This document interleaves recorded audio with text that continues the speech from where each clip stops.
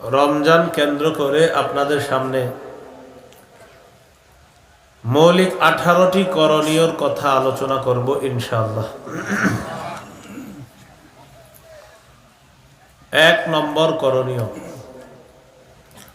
রমজানের চাঁদ দেখা। সহিহ বুখারীর বর্ণনা, 1909 নম্বর হাদিস, 1909।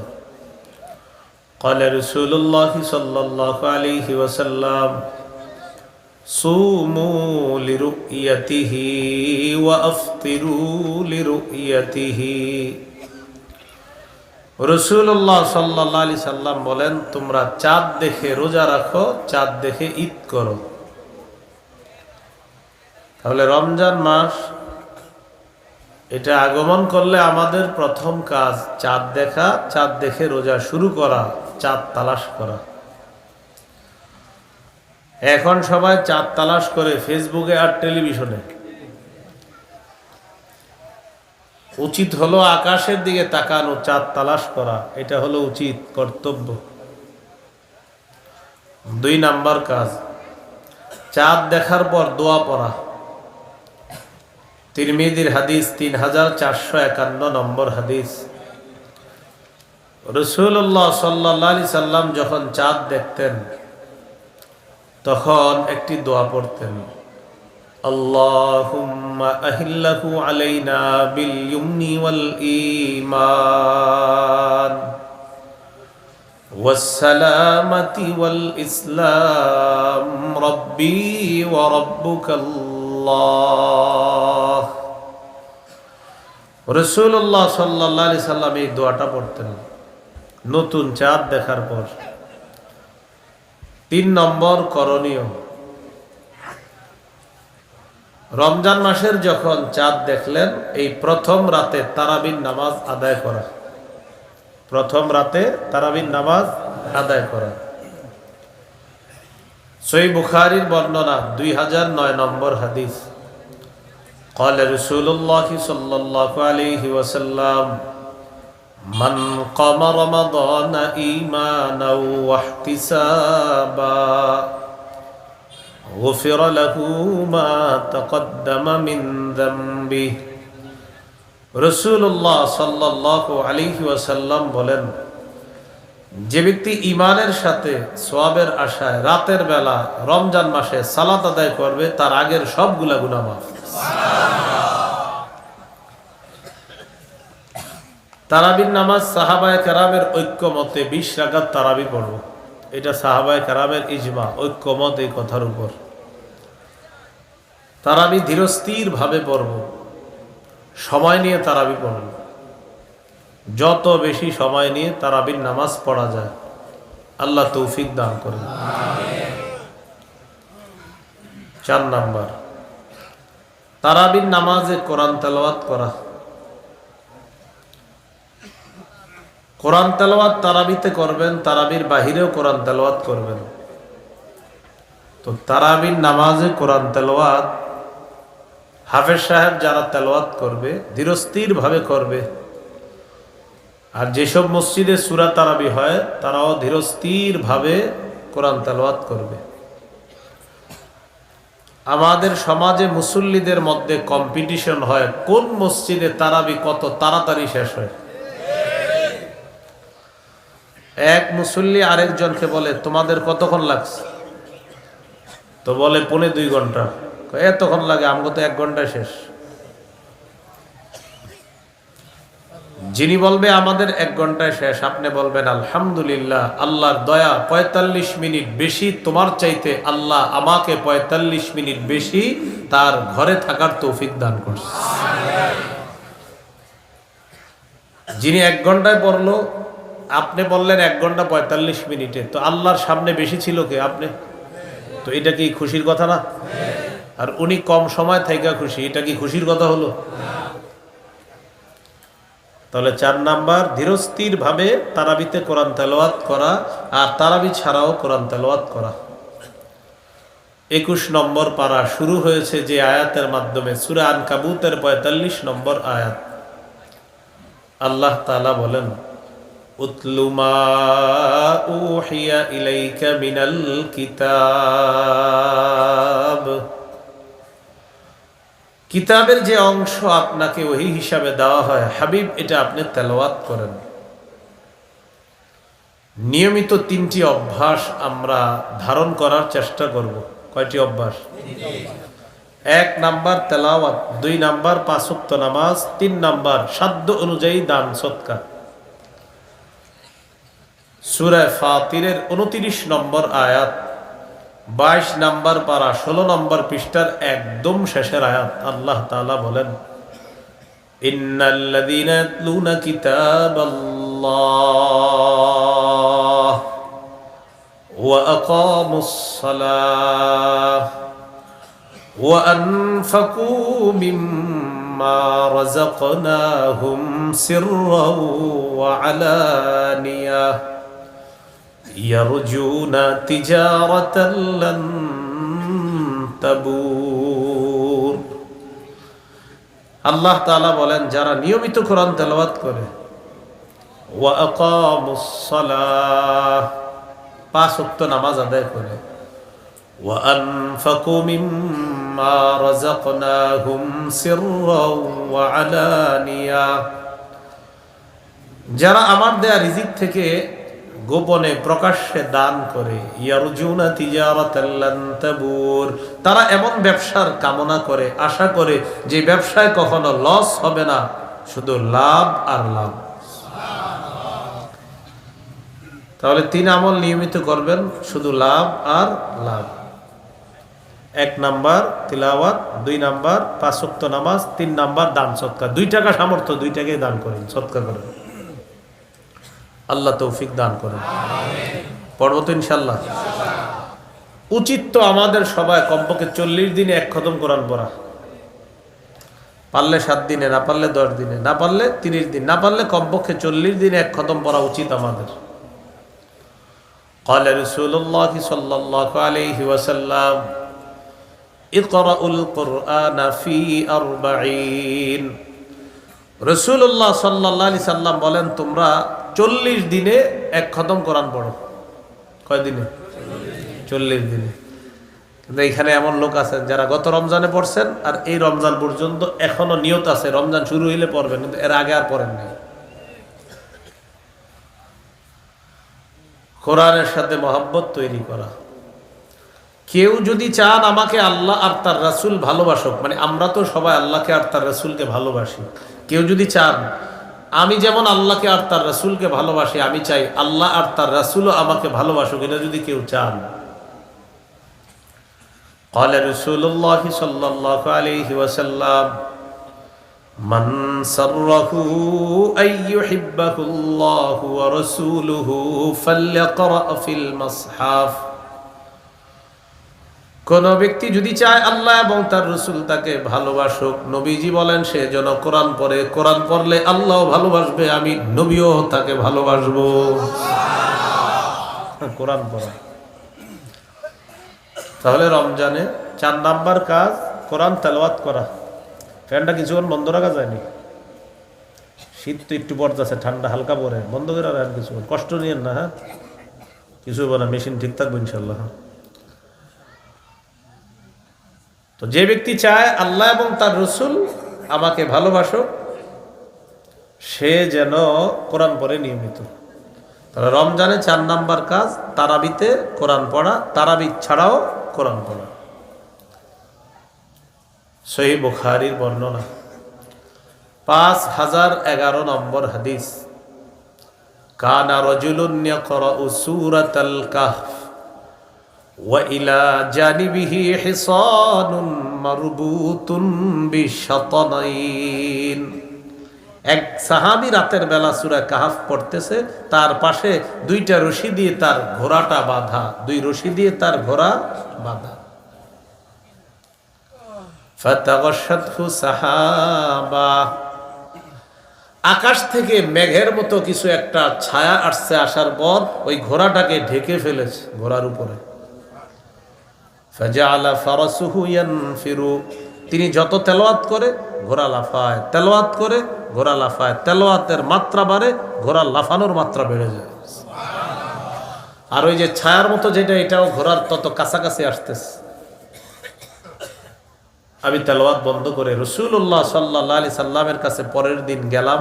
যাওয়ার পর নবীজিকে পুরো ব্যাপারটা আমি খুলে বললাম। فقال رسول الله صلى الله عليه وسلم تلك السكينة تنزلت بالقرآن। রাসূলুল্লাহ সাল্লাল্লাহু আলাইহি সাল্লাম বলেন, এটা হলো প্রশান্তি, সাকিনা। তুমি কোরআন পড়ার কারণে এই সাকিনা তোমার বাড়ির উপর চলে আসছে। তাহলে 4 নাম্বার রমজানে কোরআন তেলাওয়াত করা, নামাজে হোক নামাজের বাহিরে হোক কোরআন তেলাওয়াত করা।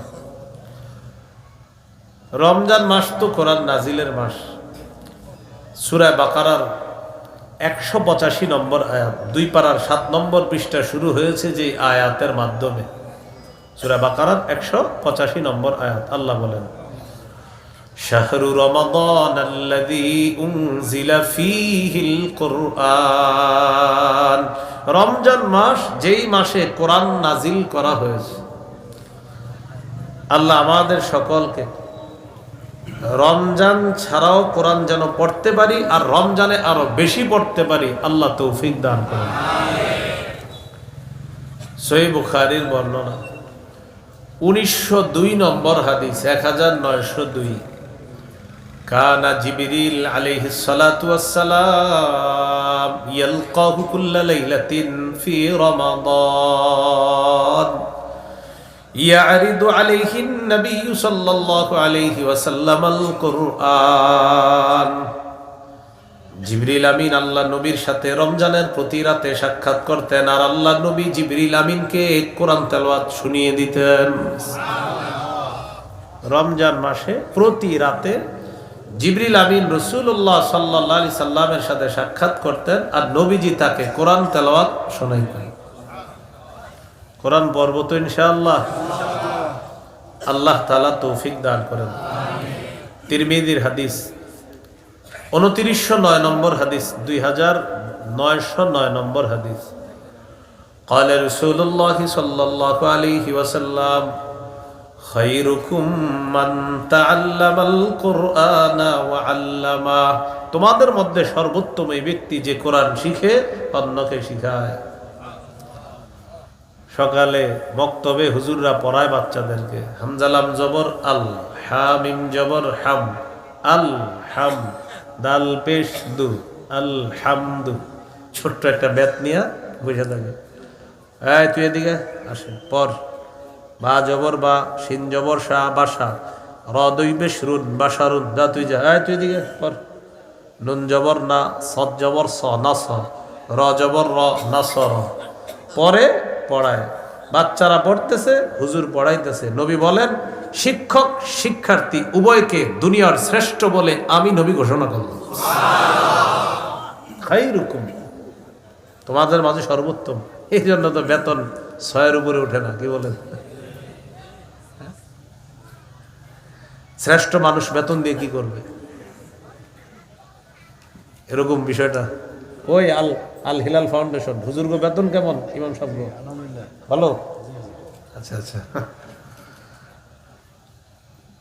আল্লাহ তাআলা কোরআন নামক নিয়ামত দান করেছেন আমাদেরকে। রাসূল সাল্লাল্লাহু আলাইহি সাল্লাম বলেন, তোমাদের মাঝে সর্বোত্তম ওই ব্যক্তি যে কোরআন শিখে অন্যকে শিখায়। আশেপাশের মসজিদের ইমাম, মাদ্রাসার উস্তাদ, উলামায়ে কেরাম, তাদেরকে যথেষ্ট শ্রদ্ধা সম্মান করা। কেন? নবীজি বলেছেন, তোমাদের মাঝে সর্বোত্তম বলে আমি নবী তাদেরকে ঘোষণা করলাম। তিরমিজির হাদিস 2910 নম্বর হাদিস, 2910। قال رسول الله صلى الله عليه وسلم من قرأ حرفا من كتاب الله فله به حسنة والحسنة بعشر أمثالها। নবীজি বলেন, যে ব্যক্তি কোরআনের একটি অক্ষর তেলাওয়াত করে তার আমলনামায় 10টি নেকি লিপিবদ্ধ করা হয়। এক অক্ষরে কয় নেকি? 2 জায়গায় আমার একটা দুঃখ আছে। দুঃখটা এই, আমি আজকে আপনাদেরকে ফজিলত শোনাইলাম, এক অক্ষরে 10 নেকি। এই ফজিলতটা না হয় আরো 100 মাহফিলে শুনছেন। এবং সুবহানাল্লাহ পড়ছেন, কিন্তু কয়জন কোরআন পড়া শুরু করছেন? হুজুরে ফজিলত শোনাই দিল, কোরআনের এক অক্ষরে কয় নাকি 10 নাকি। তো আবার দেখা হয়েছে 1 বছর পরে, পড়ছেননি? না, পড়ি তো নাই, এমনি শুনছি, শুনে সুবহানাল্লাহ পড়ছি। হুজুর হাদিস শোনাইতেছে আপনাদেরকে।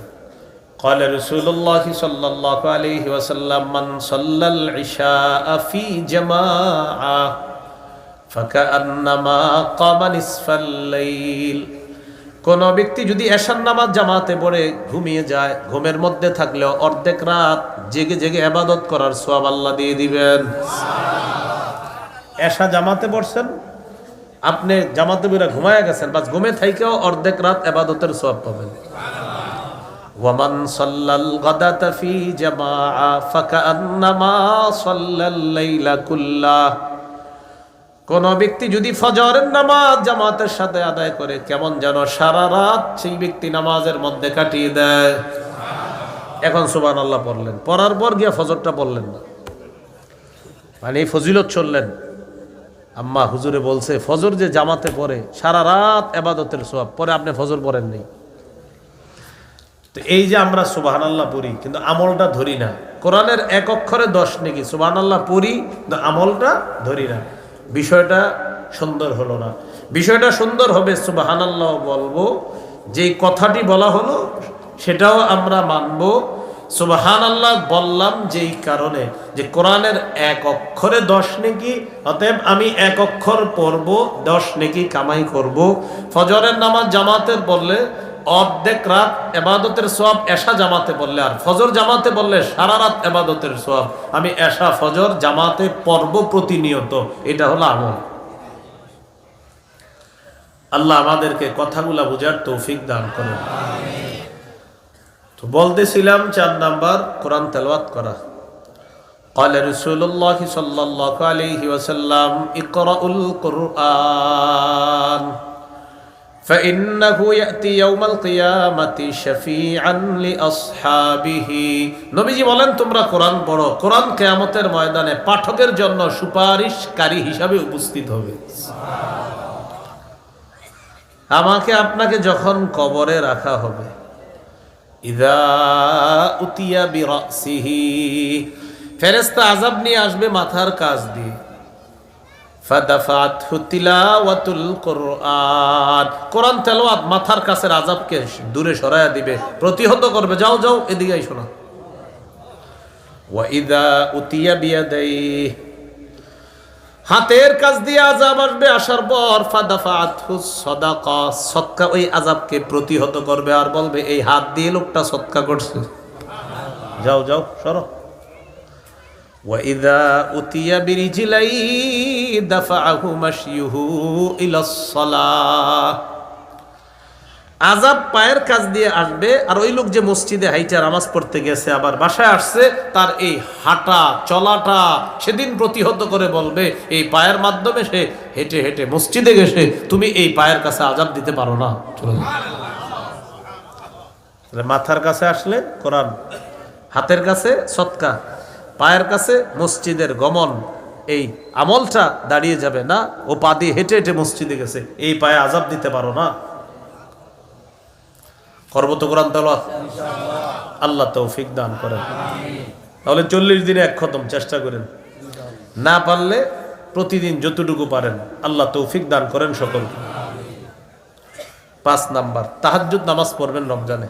তাহলে 3 নাম্বার তারাবি, 4 নাম্বার তেলাওয়াত, নামাজে হোক বাহিরে হোক।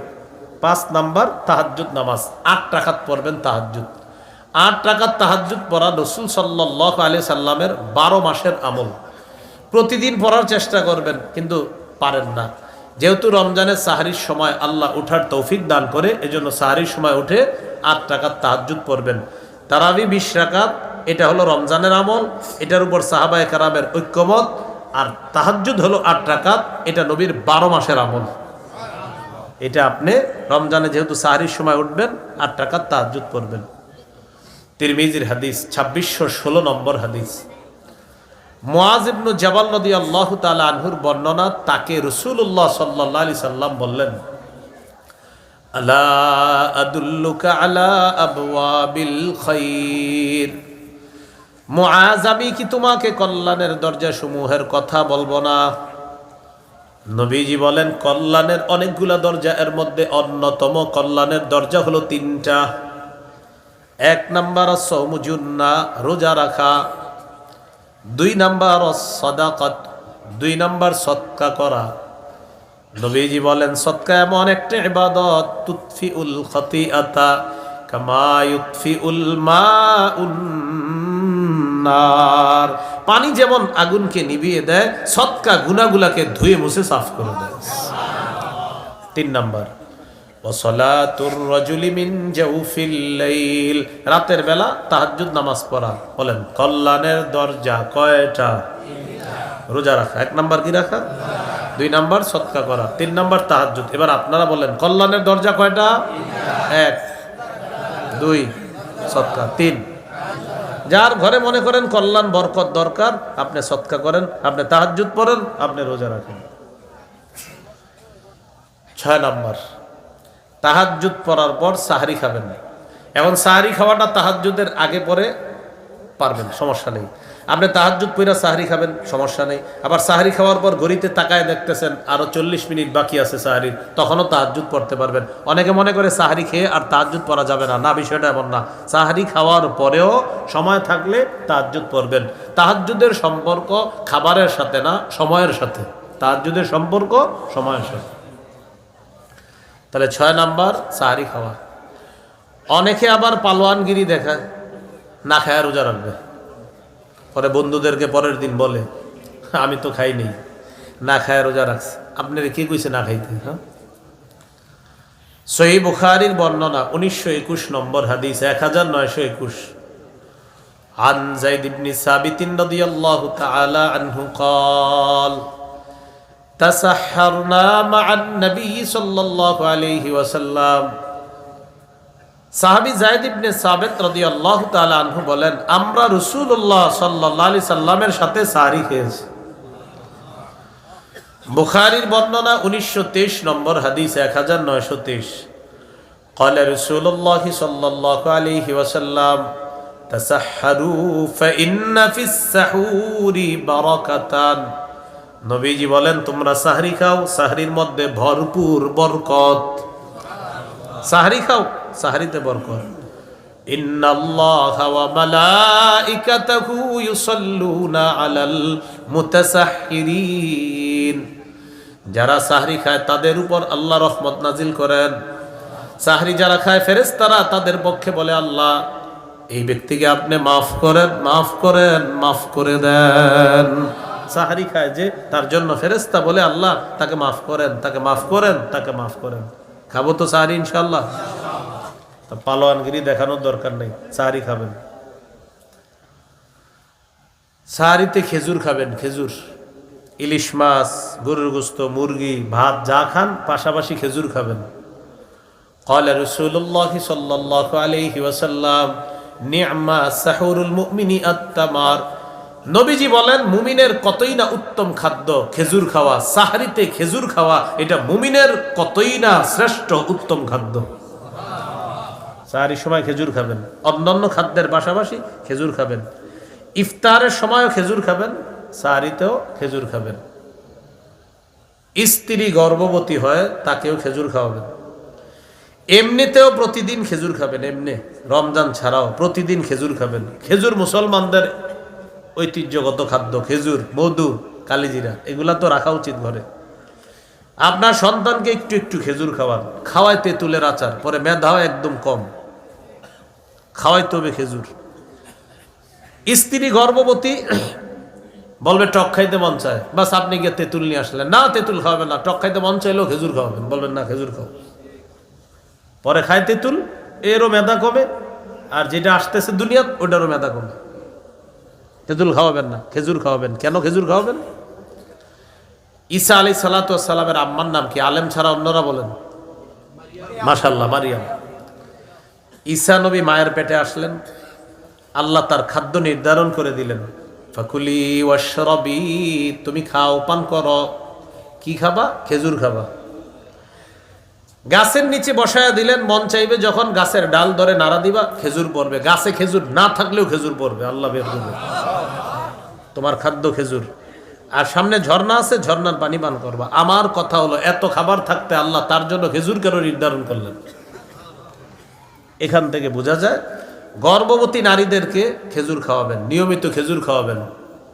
আর যদি পলায় টলায় আচার টাচার টক টক খায়, বলবেন না এগুলো খাওয়া যাবে না। তেঁতুল, এই টক, এগুলা না খাওয়ানো। গর্ভবতী মা বোন যারা, তাদেরকে খেজুর খাওয়াবেন। আল্লাহ তাআলা যে সন্তানটা আনবে দুনিয়াতে, আমরা আশাবাদী ইনশাল্লাহ তারও মেধা ভালো হবে, আর আপনার স্ত্রীরও মেধা শার্প হবে। তো বলছিলাম সাহারির সময় খেজুর খাবো তো ইনশাল্লাহ। আর খেজুর ডেলি খাবেন, 60টা খেজুর খাবেন ডেলি সকালে। আজোয়া যদি পারেন 60টা, তাহলে আরো ভালো। 60টা আজোয়া খেজুর যদি সকালে খালি পেটে খান, লামিয়া দুররুহু সুম্মুন, বিষও আপনার কোনো ক্ষতি করবে না। হয় জন্য বিষ খায়েন আবার নাকি? না, এরকম না, কিন্তু বিষ খায়েন না, কিন্তু আবার খেজুর খাবেন ডেলি। 60টা খেজুর খাবেন সকালবেলা, হাদিসে আসছে। এগুলো আমাদের খাদ্য, আমরা না খেলে কে খাবে বলেন? যাক, এলাকায় খেজুরের ব্যবসা কেউ চালু করে দেন তো। এই হলো বেশি বলে। তো 6 নাম্বার সাহারি খাওয়া। তো সাহারিতে শ্রেষ্ঠ খাদ্য কি? খেজুর খাওয়া। অন্যান্য খাবারের পাশাপাশি খেজুর খাওয়া আমরা। সাহারি খাইলেন, খাওয়ার পর এবার শুরু হলো আপনার রমজানের রোজা। এই হলো প্রথম রোজা আপনি রাখলেন। প্রথম রোজাটা আর কি, প্রথম দিনের রোজা। সহিহ বুখারীর বর্ণনা 1901 নম্বর হাদিস, 1901 নম্বর হাদিস। قال رسول الله صلى الله عليه وسلم من صام رمضان إيمانا واحتسابا غفر له ما تقدم من ذنبه। নবীজি বলেন, যে ব্যক্তি ঈমানের সাথে সওয়াবের আশায় রোজা রাখলো, তার আগের সব গুনাহগুলো মাফ করে দেওয়া হবে। তিরমিজির হাদিস, 614 নম্বর হাদিস। قال رسول الله صلى الله عليه وسلم الصوم جنة حسينة। রাসূলুল্লাহ সাল্লাল্লাহু আলাইহি সাল্লাম বলেন, রোজা হলো মজবুত ঢাল, মজবুত প্রতিবন্ধক। জাহান্নাম থেকে বাঁচার মজবুত ঢাল হলো রোজা রাখা। তিরমিজির 723 নম্বর হাদিস। কেউ যদি ইচ্ছাকৃতভাবে একটা রোজা ভাঙে, সে সারা জীবন রোজা রাখলে এই একটার ক্ষতিপূরণ হয় না, হবে না।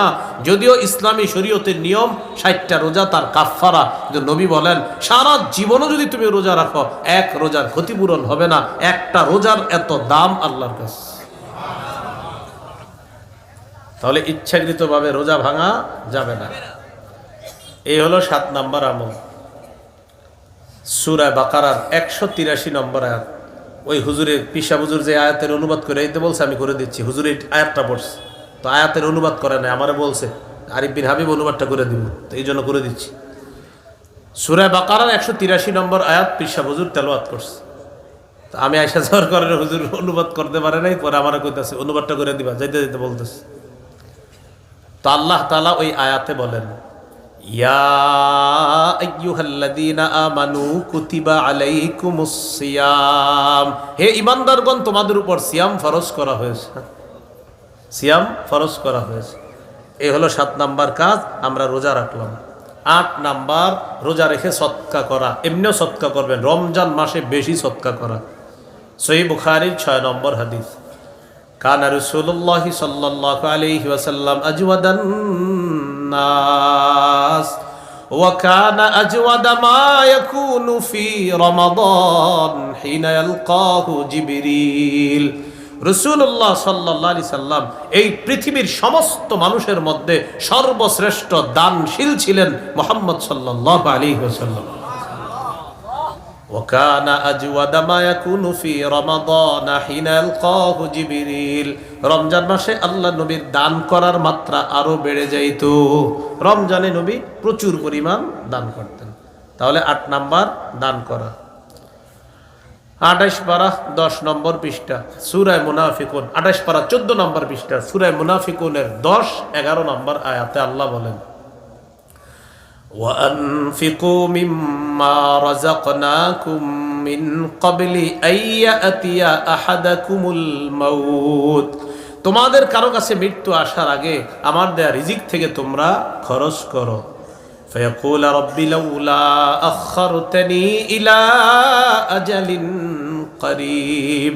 মৃত্যু যখন আসবে ওই ব্যক্তি বলবে, আমার রব আমারে যদি আরেকটু সুযোগ দিতেন, ফাআসসাদ্দাক, আমি দান সদকা করতাম, ওয়া আকুম মিনাস সালিহিন, আমি নেককার মানুষের অন্তর্ভুক্ত হয়ে যেতাম। আল্লাহ আরেকটু সুযোগ দেন না।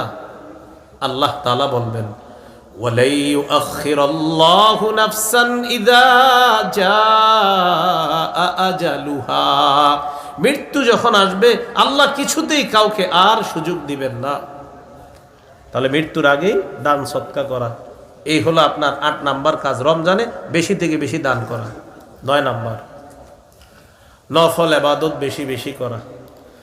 আবু দাউদের হাদিস ৮৬৪ নম্বর হাদিস, قال رسول الله صلى الله عليه وسلم إن أول ما يحاسب الناس به يوم القيامة من أعمالهم الصلاة। রাসূলুল্লাহ সাল্লাল্লাহু আলাইহি সাল্লাম বলেন, কিয়ামতের ময়দানে মানুষের আমলের হিসাব সর্বপ্রথম যেটা হবে সেটা নামাজের হিসাব হবে। কিসের হিসাব? নামাজের।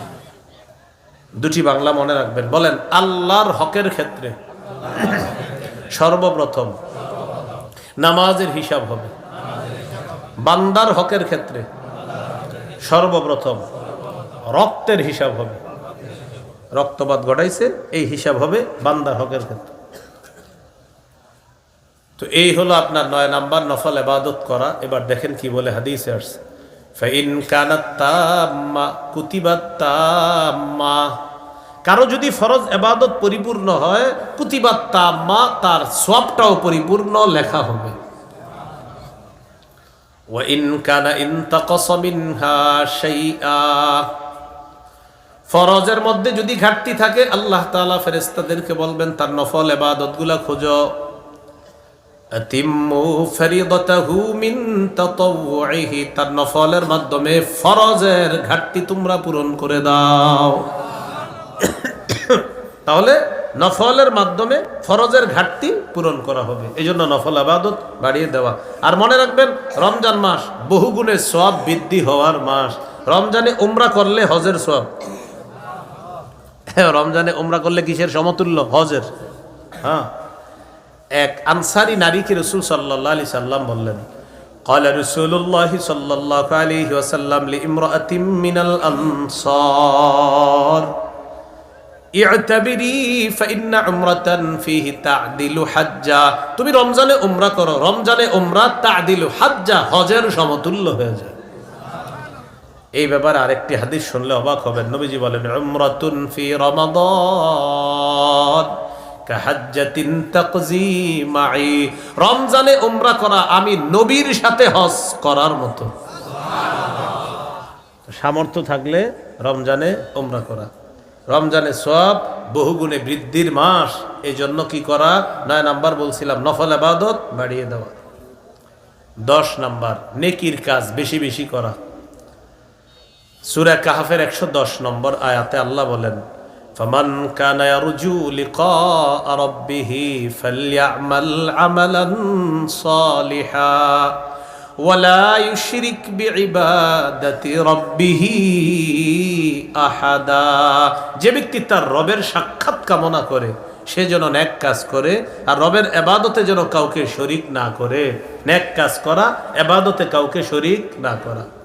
সূরা তাগাবুন ৯ নম্বর আয়াত, ২৮ পারা ১৬ নম্বর পৃষ্ঠা। আল্লাহ তাআলা বলেন, ওয়া মান ইউমিন বিল্লাহ ওয়া ইয়ামাল সালিহান ইউকাফির আনহু সাইয়্যাতিহি ওয়া ইউদখিলহু জান্নাতিন তাজরি মিন তাহতিহাল আনহার খালিদিনা ফিহা আবাদা যালিকাল ফাউজুল আযীম। যে ব্যক্তি আল্লাহকে বিশ্বাস করে, নেক কাজ করে, তার আগের সবগুলা পাপ আল্লাহ মুছে দেয়। তাকে আল্লাহ এমন বাগানে প্রবেশ করাবেন যে বাগানের তলদেশ দিয়ে ঝর্ণা ধারা প্রবাহিত হবে, সেথায় তারা চিরকাল বসবাস করবে, অবস্থান করবে। আল্লাহ বলেন এটাই চূড়ান্ত সফলতা। তাহলে ৯ নাম্বার, নেকির কাজ বেশি বেশি করা।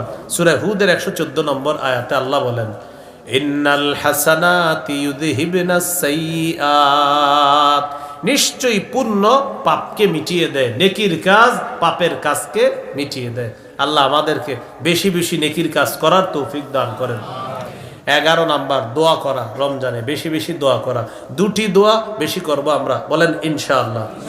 আমার সাথে বলেন, আল্লাহুম্মা ইন্নী আসআলুকাল জান্নাহ ওয়া আউযু বিকা মিনান নার। এই দুটি দোয়া বেশি করা। হে আল্লাহ, আমি আপনার কাছে জান্নাত চাই, জাহান্নাম থেকে পানা চাই। এই দুটি দোয়া রমজানে বেশি বেশি করা। করব তো ইনশাআল্লাহ?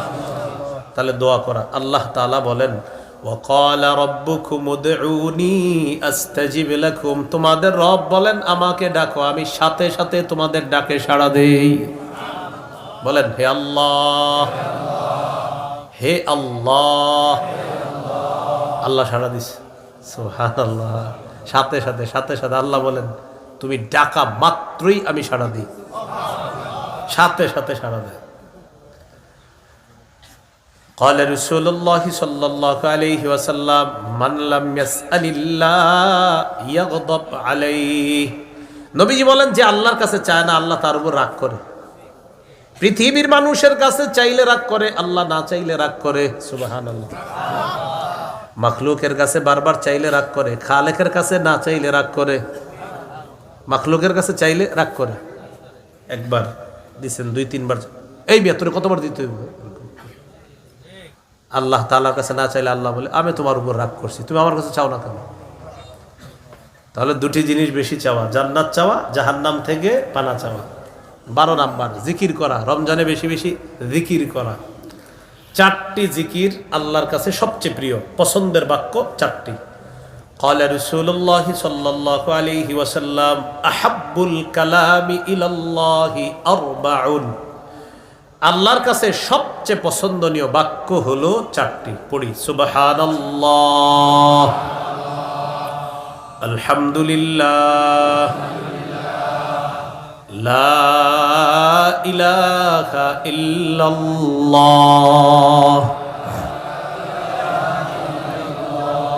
আল্লাহু আকবার, সুবহানাল্লাহ, আলহামদুলিল্লাহ, লা ইলাহা ইল্লাল্লাহ, আল্লাহু আকবার। এই 4টি বাক্য আল্লাহর কাছে সবচেয়ে পছন্দনীয়। করব তো জিকির ইনশাআল্লাহ। আল্লাহ তাআলা বলেন, ইয়া আইয়ুহাল্লাযীনা আমানু যকুরুল্লাহা যিকরান কাসীরা। হে ঈমানদারগণ, তোমরা বেশি বেশি আল্লাহর জিকির করো, স্মরণ করো। ওয়াসাব্বিহুহু বুকরাতাও ওয়া আসীলা। সকাল সন্ধ্যায় আল্লাহর তাসবিহ পাঠ করো, সকাল সন্ধ্যায় তাসবিহ পাঠ করো। ফরজ নামাজের পর তাসবিহাতগুলো আদায় করা। 33 বার সুবহানাল্লাহ, 33 বার আলহামদুলিল্লাহ, 34 বার আল্লাহু আকবার। অথবা এইভাবেও পারেন, 33 বার সুবহানাল্লাহ, 33 বার আলহামদুলিল্লাহ, 33 বার আল্লাহু আকবার। 3 33 কত হলো? হ্যাঁ, এরপরে 100তম বারে পড়বেন, বলেন লা ইলাহা ইল্লাল্লাহ ওয়াহদাহু লা শারীকা লাহ লাহুল মুলকু ওয়া লাহুল হামদু ওয়া হুয়া আলা কুল্লি শাইইন কাদির। এই হলো 100 বার। 3 33 99, আর ওই শেষে 100 পুরা করবেন। এটা দিয়ে লা ইলাহা ইল্লাল্লাহু ওয়াহদাহু লা শারীকা লাহ লাহুল মুলকু ওয়া লাহুল হামদু ওয়া হুয়া আলা কুল্লি শাইইন কাদির। তাহলে শুধু রমজান না, রমজান ছাড়াও এই জিকিরগুলো আমরা মিস করব না। করব তো ইনশাআল্লাহ। আল্লাহ তৌফিক দান করেন। এ হলো 12 নাম্বার। রমজানের করণীয় নাম্বার 13, সারাদিন রোজা রাখলেন, ইফতার করা। এবার আমরা প্রথম রোজার আলোচনা চলতেছে, মানে রাতে চাঁদ দেখছেন, এই চাঁদ দেখা এবার রোজায় গেলাম আমরা। তো 13 নাম্বার ইফতার করা, 14 নাম্বার ইফতার করানো। 13 হলো ইফতার করা, 14 হলো ইফতার করানো। 15 নাম্বার ইফতারের সময় দোয়া করা। তাহলে 13 ইফতার করা, 14 ইফতার করানো। গরিবদেরকে ইফতার করাবেন, ধনী মানুষ যারা আছে আত্মীয় স্বজন তাদের জন্য ইফতার হাদিয়া পাঠাবেন।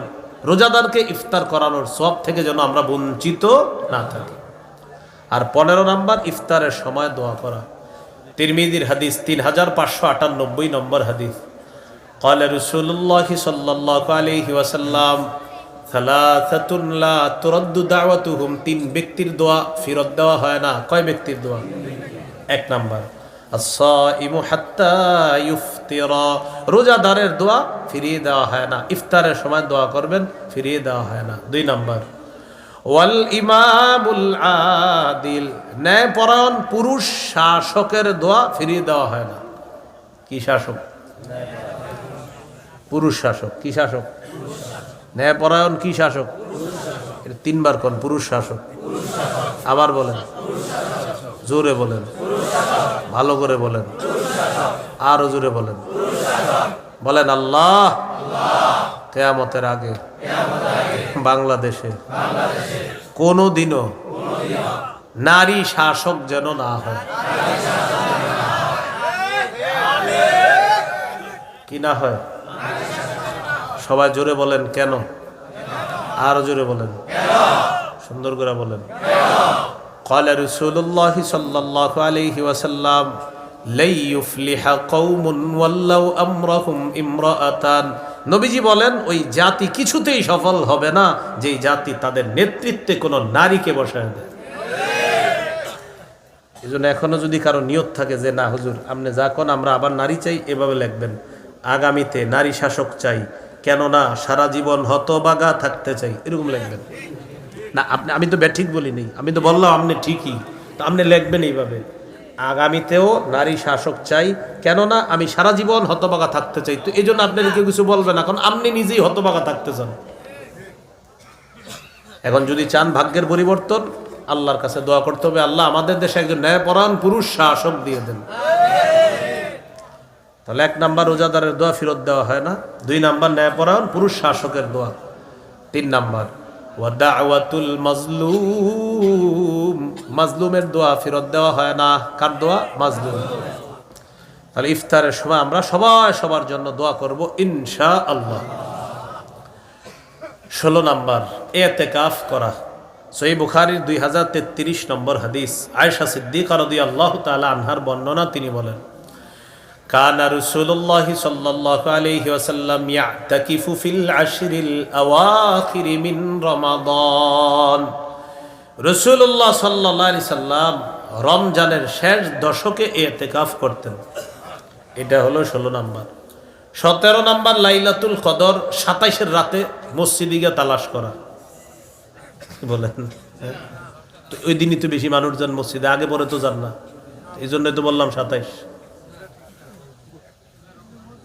বলেন 21, 23, 25, 27, 29, 5টি বেজুর রাত।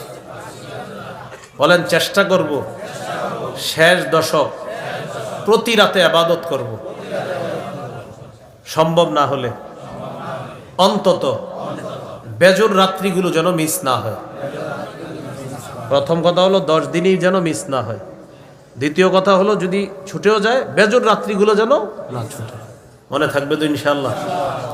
ক্বালা রাসূলুল্লাহ সাল্লাল্লাহু আলাইহি ওয়াসাল্লাম মাইয়াকুম লাইলাতাল কদরি ঈমানাও ওয়া ইহতিসাবা গুফিরা লাহু মা তাকদ্দামা মিন যামবিহি, যে ব্যক্তি ঈমানের সাথে সওয়াবের আশায় লাইলাতুল কদরের রাতে জেগে থাকবে, ইবাদত করবে, তার আগের সব গুনাহ মাফ। সুবহানাল্লাহ। তাহলে 16 ইতিকাফ, 17 লাইলাতুল কদর তালাশ করা, 18 সদকাতুল ফিতির আদায় করা। এলাকার ওলামায়ে কেরামের সাথে পরামর্শ করে এই বছর কত হয় সদকাতুল ফিতির এটা জেনে এরপরে সদকাতুল ফিতির আদায় করা। এই মৌলিক 18টি করণীয় আমরা মনে রাখবো। বলেন ইনশাআল্লাহ।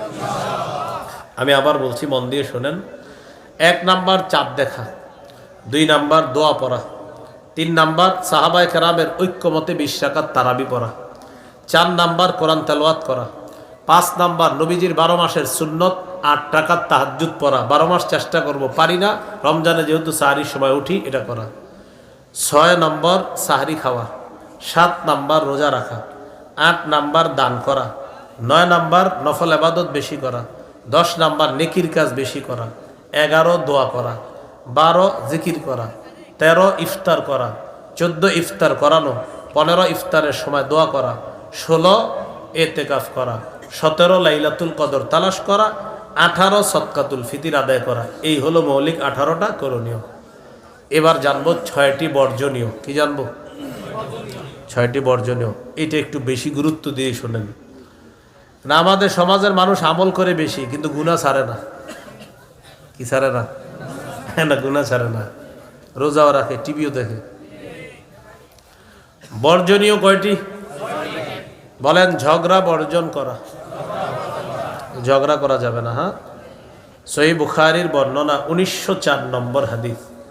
قال رسول الله صلى الله عليه وسلم إذا كان يوم صوم أحدكم فلا يرفث ولا يسخب। তোমাদের কেউ যখন রোজা রাখে সে যেন অশ্লীল কথাবার্তা না বলে। فإن سابه أحد أو قتل। কেউ যদি রোজাদারের সাথে ঝগড়া করে অথবা বিবাদে লিপ্ত হয়ে যায়, রোজাদার তখন বলবে ইন্নী সাইম, আমি রোজাদার। অন্য বর্ণনায় রোজাদার 2 বার বলবে আমি রোজাদার, আমি রোজাদার। কেউ যদি রোজাদারের সাথে ঝগড়া করে সে 2 বার বলবে, বলেন আমি রোজাদার, আমি রোজাদার। তাহলে আমাদের সাথে এই রমজানে যদি কেউ ঝগড়া করতে আসে কয়বার বলবো আমি রোজাদার? 2 বার। আমি রোজাদার, আমি রোজাদার। ভাই ঝামেলা করেন না, যান। এ হলো 1 নাম্বার, ঝগড়া বর্জন করা। এই ঝগড়ার বিভিন্ন স্টাইল হইতে পারে। যেমন ইবলিস তো রমজান মাসে আটক, ও কিন্তু দায়িত্ব অনেকের বুঝাই দিতেছে এখন যে দেখো আমি কিন্তু থাকবো না, তোমরা মোটামুটি যতটুকু পারো আদায় করো বিষয়গুলো। তো ইবলিসের অনুপস্থিতিতে কিছু মানুষ আপনাদেরকে রমজানে ডিস্টার্ব করবে। যেমন আপনি মসজিদে বসে কোরআন তেলাওয়াত করতেছেন, পিছন দিয়ে একজন আইসা বলবে আসসালামু আলাইকুম। আপনার কি দরকার আছে এখন সালাম দেওয়া? কোরআন তেলাওয়াত করতেছে, যাক সালাম দিস। তারপর ভাই তেলাওয়াত করতেছে, একটু জরুরি কথা আছে, তেলাওয়াত থামান। তো উনি 3 পারা তেলাওয়াত করার নিয়ত করছে। কয় পারা? তো 1 পারা পইরা বন্ধ করছে। বলো কি বলবা? তাড়াতাড়ি, আমি আরো 2 পারা পড়তে হবে। ভাই রোজা রাখছেন? আলহামদুলিল্লাহ রাখছি। যাক, সাহারি খাইছেন? আলহামদুলিল্লাহ। গত রাত তো প্রথম তারাবি গেল, তারাবি পড়ছেননি? আলহামদুলিল্লাহ। ভাই 20 না 8 পড়ছেন? কি জিজ্ঞাসা করছে? 20 না 8? আপনি বলবেন ও বুদ্ধিটা শোনেন। হ্যাঁ বুঝতে পারছি, তোমার প্রশ্নের জবাব দিচ্ছি। আচ্ছা এক কাজ করো, তুমি 100 বার সুবহানাল্লাহ পড়ো। বলবেন কেন? বললেন 100 বার সুবহানাল্লাহ পড়লে আমি জবাব দিব। 20 না 8? আগে পড়ো, পড়াবেন, এরপর আপনি কোরআন তেলাওয়াত করবেন। আপনার তো বাকি আছে 2 পারা। 100 বার পড়ার পরে বলবে ভাই পড়া হয়ে গেছে, বলবেন 100 বার আলহামদুলিল্লাহ পড়ো। আবার আপনি তেলাওয়াত চলবে, ও বলবে শেষ, বলবেন 100 বার আল্লাহু আকবার পড়ো, বলবে শেষ। 100 বার লা ইলাহা ইল্লাল্লাহ পড়ো। আপনি কি খারাপ কাজ করে দিয়েছেন না ভালো কাজ? 4টা 400 বার পড়ার পর এবার বলবে ভাই পড়ছি তো, এবার বলেন 20% না 8%? বলবেন একটা কাজ করো, মসজিদ তার একটা কোরআন নিয়ে বলবেন তুমি একটু পড়ো আমিও পড়ি, শেষ হয়ে যাবে একসাথে। তো পড়বেন, কিছুক্ষণ পর আপনার 3 পারা শেষ। শেষ হওয়ার পর বলবেন হ্যাঁ এবার বলো কি জানি বলতেছিল। তারাবি 20% না 8%? বলবেন 20ও পড়ছি 8ও পড়ছি। হে যে কি এক মেজাজ খারাপ করবো যে মিয়া আপনি এটা কোনো জবাব দিলেন? এতক্ষণ আমার এর লেগে বসে রাখছেন। বলবেন 20ও পড়ছি 8ও পড়ছি। বলবে 20 8 মানে?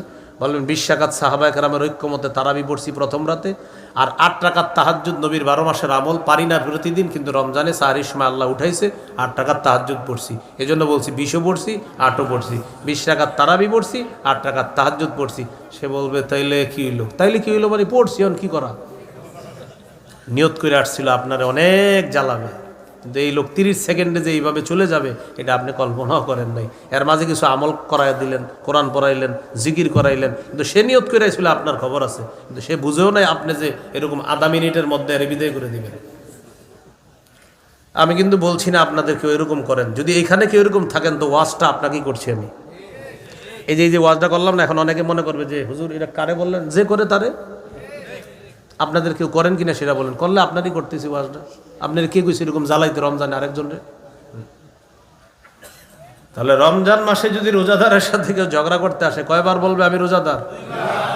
তারাবি পড়ছেন ভাই রাতে? জি পড়ছি। 20 না 8? বলবেন 20 ও 8। আরে 20 8 মানি? বলবেন 20 রাকাত পড়ছি সাহাবায়ে কেরামের ঐক্যমতে তারাবি, 8 রাকাত পড়ছি নবীর সুন্নত তাহাজ্জুদ। পড়েন নাই কোনটা? বলবেন যে নিয়তে আসছেন সেটা পড়ি নাই। আসসালামু আলাইকুম যান। সেটা কি? ঝগড়া করতে নবী নিষেধ করছে। মনে থাকবেন ইনশাআল্লাহ।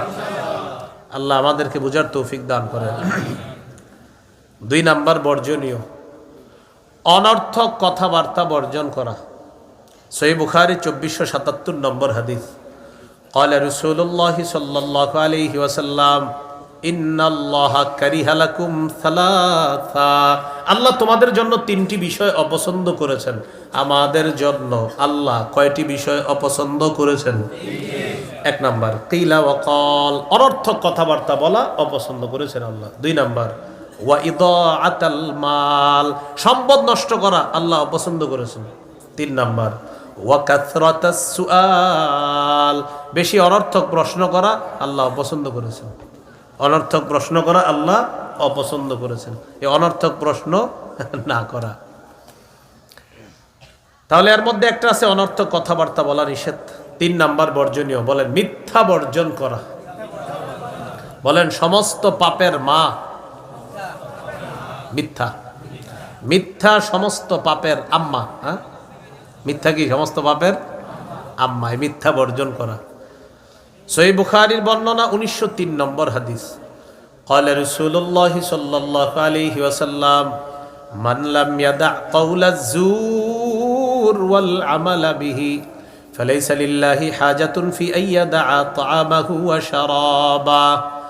কোন ব্যক্তি যদি রোজা রাইখাও মিথ্যা কথা ছাড়তে না পারে, তার এই না খাওয়া আর পান না করার মধ্যে আল্লাহর কাছে কোনো গুরুত্বই নাই।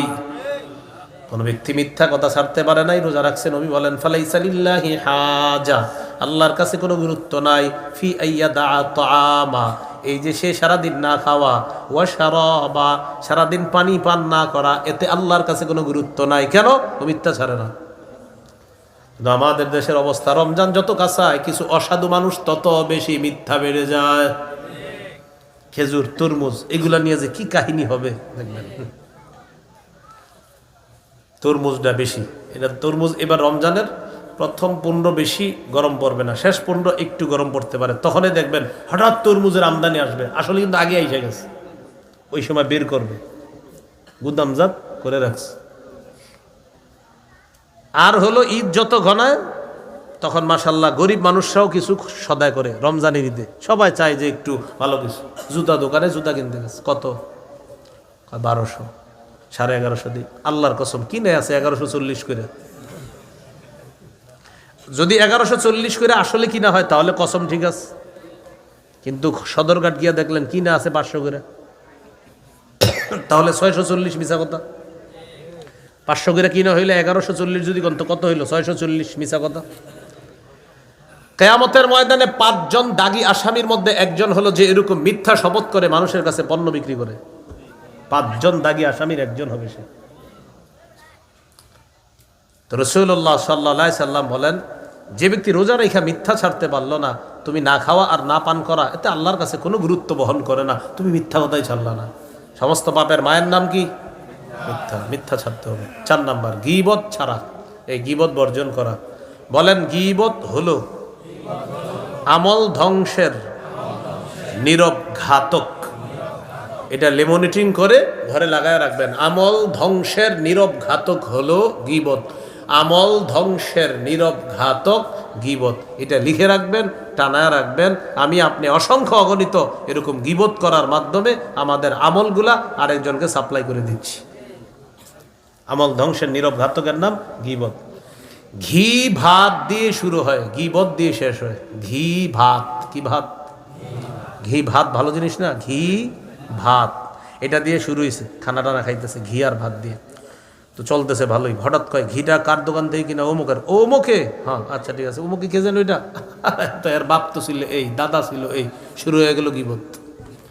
তাহলে ঘি ভাত গেল গিবতে, ঘি ঘি ভাত বত। সুন্দর সুন্দর মজলিসগুলা শুরু হয় ভালো আলোচনা দিয়ে, শেষ হয় গিবত দিয়ে। আল্লাহ আমাদেরকে হেফাজত করেন। এই জন্য আপনাদের কাছে আমি দোয়া চাই। আমার একটা অভ্যাস, যেটা অনেকে পছন্দ করেন না, সাধারণ আমি কোথাও বসি না, গাড়ি টু স্টেজ, স্টেজ টু গাড়ি, গাড়ি টু আবার বাড়ি। কেন? আমি নিজের গিবত থেকে আমি বাঁচাই। আমার মুখ বেশি ভালো না, হয়তো আমি গিবত করে ফেলবো। এই জন্য আমি পার্সোনাল কোনো মজলিসেও বসি না। এতে আমার উপর রাগ করাটা এটা সঠিক না, রাগ করাটা এটা সঠিক হবে না। পার্সোনাল মজলিসে কখনো বসতে বলবেন না আমারে, এটা আমি এড়ায় চলি। কেন এড়ায় চলি? আমারই গিবত হবে, এই জন্য এড়ায় চলি। এই জন্য বাড়ি টু গাড়ি, গাড়ি টু মঞ্চ, মঞ্চ টু গাড়ি, গাড়ি টু আবার বাড়ি। এছাড়া অন্য কোথাও পাবেন না। খানাটাও নিয়ে আসি যাতে কোথাও খাইতে না হয়। তো বলছিলাম 4 নাম্বার গিবত বর্জন করা। 1 নাম্বার ঝগড়া পরিহার করা, 2 নাম্বার অনর্থক কথা পরিহার করা, 3 নাম্বার মিথ্যা পরিহার করা, 4 নাম্বার গিবত পরিহার করা। এবার খুব মন দিয়ে শোনেন, বুঝা শুনা জবাব দেন। ঝগড়া হয় কি দিয়ে? অনর্থক কথা হয় কি দিয়ে? মিথ্যা হয় কি দিয়ে? গিবত হয় কি দিয়ে? তাহলে জিহ্বাটা আজকে থেকে নিয়ন্ত্রণ করতে হবে। বলেন, এই রমজানে খানা পানি থেকে জিহ্বাকে হেফাজত করার পাশাপাশি ঝগড়া, অনর্থক কথা, মিথ্যা গীবত থেকে জিহ্বাকে হেফাজত করুন। তিরমিজির 2616 নম্বর হাদিস, রাসূল সাল্লাল্লাহু আলাইহি ওয়াসাল্লাম বলেন, হাল ইয়াকুব্বুন নাসা ফিন নারি আলা ওয়ুজুহিহিম আও আলা মানাখিরিহিম ইল্লা হাসাইদু আলসিনাতিহিম। বেশিরভাগ মানুষ মাথা নিচে, পাগুলা উপরের দিকে দিয়ে ধাক্কাইতে ধাক্কাইতে জাহান্নামে নিক্ষেপ করা হবে শুধুমাত্র জিহ্বার অপরাধের কারণে। তাহলে জিহ্বার অপরাধ থেকে বাঁচবো তো ইনশাআল্লাহ। রাসূলুল্লাহ সাল্লাল্লাহু আলাইহি সাল্লাম বলেন, রোজা ছিদ্র হয় 2টি অপরাধের মাধ্যমে, 1 মিথ্যা, 2 গীবত। মিথ্যা গীবত হয় জিহ্বার মাধ্যমে, আর জিহ্বা বেশিরভাগ মানুষকে জাহান্নামী বানায়। আল্লাহ আমাদেরকে হেফাজত করেন। 5 নাম্বার লৌকিকতা বর্জন করা। আমি রোজা, আমার সাহারি, আমার তারাবি, আমার ইফতার সব কার জন্য? লৌকিকতা করা যাবে না, মানুষকে দেখানো যাবে না। বুলুগুল মারাম 440 নম্বর হাদিস, রাসূলুল্লাহ সাল্লাল্লাহু আলাইহি সাল্লাম বলেন, ইন্না আখওয়াফা মা আখাফু আলাইকুম আশ-শিরকুল আসগর আর রিয়া। তোমাদের ব্যাপারে আমি সবচেয়ে বেশি ভয় করি যে বিষয়টা, সেটা হলো তোমরা ছোট শিরকে লিপ্ত হবা। আর এই ছোট শিরক হলো রিয়া, লোক দেখানো, ইবাদত করা। সহিহুত তারগিবের 30 নম্বর হাদিসে আসছে, রাসূল সাল্লাল্লাহু আলাইহি সাল্লাম বলেন, রিয়া বা লোক দেখানো ইবাদত, এটা দাজ্জালের ফিতনার চেয়ে ভয়ঙ্কর ফিতনা।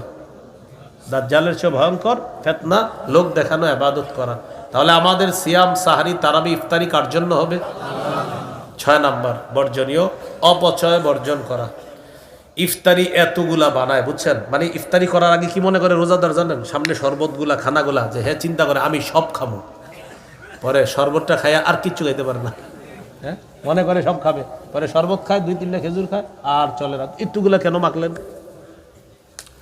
মানে উনি সব খাবে। এই ফল, আঙ্গুর, বেদানা চারোদিকে মাশাআল্লাহ নিয়ে বসছে।